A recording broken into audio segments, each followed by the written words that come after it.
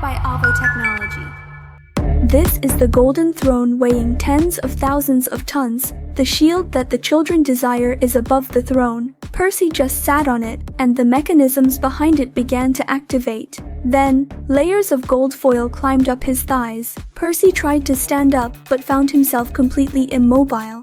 It turns out the chair was crafted by the fire god Hephaestus. Anyone who approaches him will be cursed, even Percy, the son of the sea god. The story continues from the previous installment.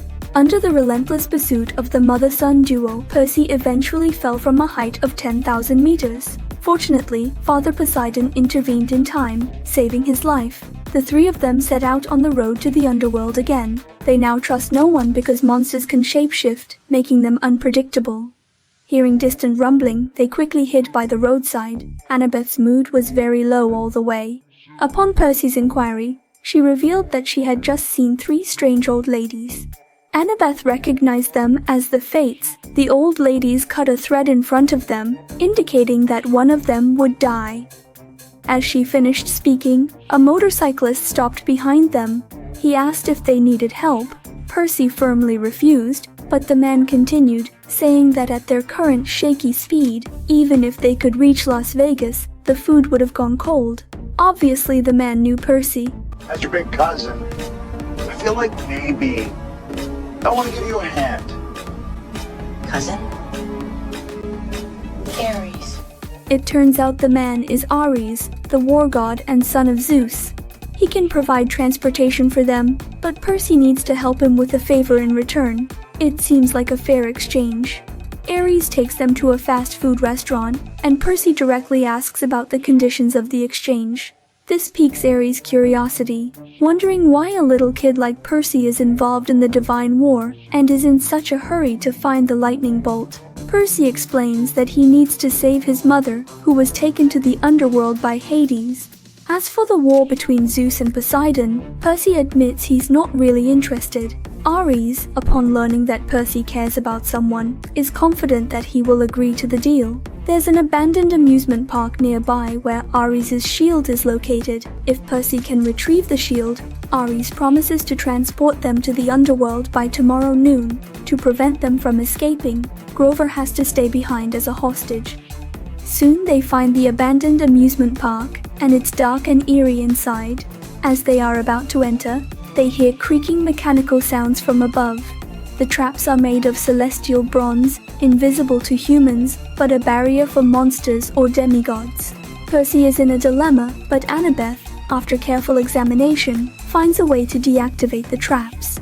They pass through the gate unharmed and see a dilapidated scene inside, raising Annabeth's suspicions about why the gods have set up traps at the entrance. Just then, the terrifying slide in the amusement park lights up, seemingly guided by the gods. They ride a small boat into a tunnel surrounded by psychedelic lights. Percy watched for a while, and then he understood that this was a poignant love story. Hephaestus, the god of fire, was married to Aphrodite, the goddess of beauty. In an attempt to please his wife, Hephaestus specially built this amusement park. However, Aphrodite secretly had an affair with Ares, the god of war, at this location. When Ares was caught in the act by Hephaestus, he had to flee in embarrassment, forgetting to take his shield with him. The story of the gods had just finished when they reached the end of a small stream.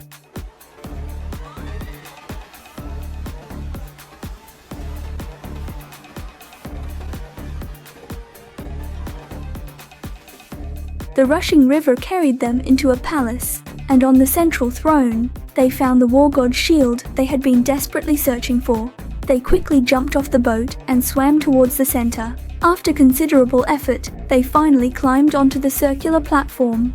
The person on the throne and the throne itself were both made of pure gold, but the shield was too high for them to reach. Annabeth carefully observed and discovered that there was another mechanism here. Only one person sitting on the throne would allow the other to reach the shield. It was a difficult decision because whoever sat there would be unable to leave for the rest of their life.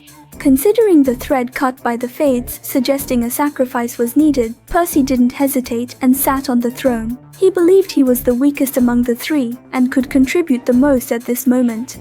As the mechanism activated, liquid gold quickly climbed up Percy's body, covering him entirely in a few minutes until he turned into a complete golden statue. The shield finally dropped. After completing the task, Annabeth didn't rush to leave, but searched for a way to break the spell. The god of fire suddenly appears and advises Annabeth not to waste her efforts. He warns that anyone attempting to glimpse the golden throne will pay the price for their greed. Annabeth interrupts him, stating that Percy is not that kind of person. He is not as petty as the gods, and every time there is danger, Percy is the first to rush in. Even in the recent incident, he sat on the throne with a self-sacrificing mindset. Percy is willing to sacrifice himself for his friends, and Annabeth will never abandon her friends. Perhaps the god of fire hasn't seen such genuine friendship in a long time. With a light whistle, the curse of the golden throne begins to slowly dissipate. Soon they return to the tavern with the shield of the war god. Ares keeps his promise and arranges a ride for them to Las Vegas. Upon reaching their destination, they only need to summon a magical guide named Hermes with a gold coin, and he will take them to the Underworld.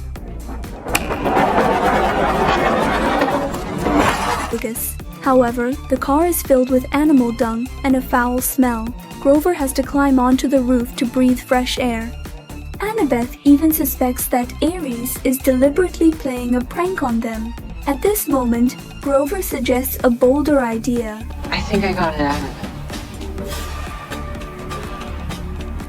I know who stole the master roll. Well, now I certainly can't. If you tell him we're going to see Hermes, he's gonna try to talk us out of it. Percy recalls how Clarisse used to trouble him when he first arrived at the camp Half-Blood. Now, he suspects that she might have stolen the lightning bolt.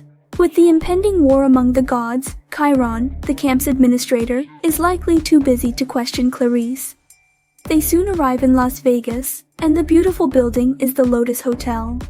Annabeth warns Percy not to eat anything inside, as it may cause memory loss. Surprisingly, the hotel has an underground amusement park, and finding Hermes here seems like an impossible task. The three decide to split up, with Annabeth and Percy heading east and Grover going west. They agree to meet back in the lobby in 20 minutes. Grover encounters an old friend Augustus, but to his surprise, he doesn't recognize him at all. Grover brings up past memories along the way, hoping to help Augustus regain his memory. No, you don't remember me. You ate the lotus flowers.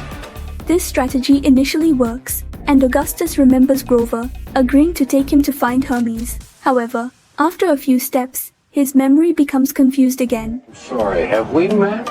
Even Grover falls victim to the memory confusion. What's happening here? On the other side, Annabeth and Percy finally find Hermes at a card table. As the god of travel, he naturally has a way to enter the underworld, but this time he seems unwilling to help. He mentions that those he sent to the underworld before met tragic fates. Since Percy and Annabeth are Luke's best friends, he doesn't want to be the one sending them into the abyss. Seeing no hope, Annabeth turns and walks away, with Percy following suit. Makes you feel any better, it won't be much use now anyway. What's that supposed to mean? Realizing the problem, Percy quickly ran out and discovered that things had indeed gone awry. Despite remembering being there for only 20 minutes, the current time indicated that several days had passed. It turns out that the real cause of memory loss wasn't the food, but the air. Percy now only has a week to reach the underworld, and the situation becomes more urgent. Fortunately, Annabeth's ability to become invisible comes in handy. She had discreetly taken Hermes' car keys during their conversation. Once they found Grover, they would left the cursed place. Just as they were leaving, Augustus came down the escalator. Man, Grover got really old. How long have we been here? They have little time left to reach tranquility, and the stakes are high. With Augustus leading them, they eventually find Grover, who is busy having fun gaming. Unfortunately, Grover has severe memory loss, and Percy forced to bring him to the underground parking lot. Once they find Hermes' taxi, Annabeth notices a letter stuck in the glass. It turns out that despite Hermes verbally refusing to help, he secretly left a method to enter the underworld.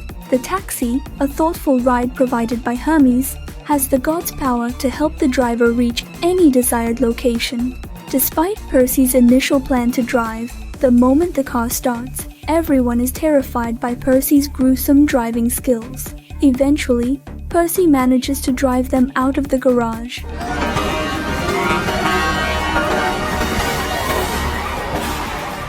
When they finally regain their composure, they realize the car is parked by the seaside. Percy hesitates, recalling the last time his father saved him. Unsure of how to communicate with his father, Percy is encouraged by his two friends to bravely approach the ocean. However, when he dives underwater, he is greeted not by his father, but by a messenger elf sent by Poseidon.